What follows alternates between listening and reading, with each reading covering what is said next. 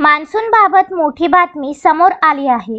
हवामान विभागानं दिलेल्या माहितीनुसार मान्सून आज अंदमानात दाखल होणार आहे, तर 31 मे रोजी केरळात धडकणार आहे। यंदा पाऊस समाधानकारक असल्याचा अंदाज हवामान खात्याकडून वर्तविण्यात आला आहे। सामान्यपणे दरवर्षी 1 जूनला मान्सून केरळात दाखल होतो, त्यानंतर त्याची वाटचाल महाराष्ट्राच्या दिशेनं सुरू होते। मात्र यंदा एक दिवस आधीच म्हणजे 31 मे लाच मान्सून केरळात दाखल होणार आहे। दरवर्षी 21 मे रोजी मान्सूनचं अंदमानात आगमन होत असतं, मात्र यंदा 19 मे रोजीच मान्सून अंदमानात धडकण्याची शक्यता आहे। हवामान खात्याकडून मान्सूनबाबत वर्तवण्यात आलेल्या या अंदाजामध्ये 2-3 दिवस मागे पुढे होण्याची शक्यता असू शकते। बंगालच्या उपसागरामध्ये कमी दाबाचा पट्टा तयार होत आहे, त्यामुळे सध्याची स्थिती ही मान्सूनसाठी पोषक आहे। रविवारी 19 जूनला मान्सून अंदमानात दाखल होईल।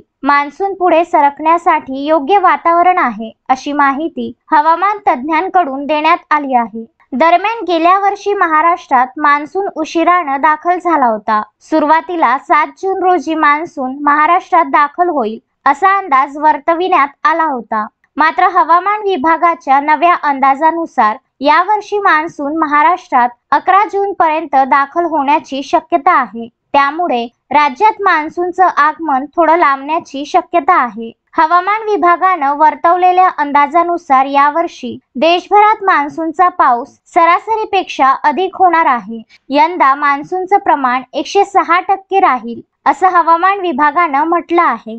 Vidarbha news bureau, Kerala.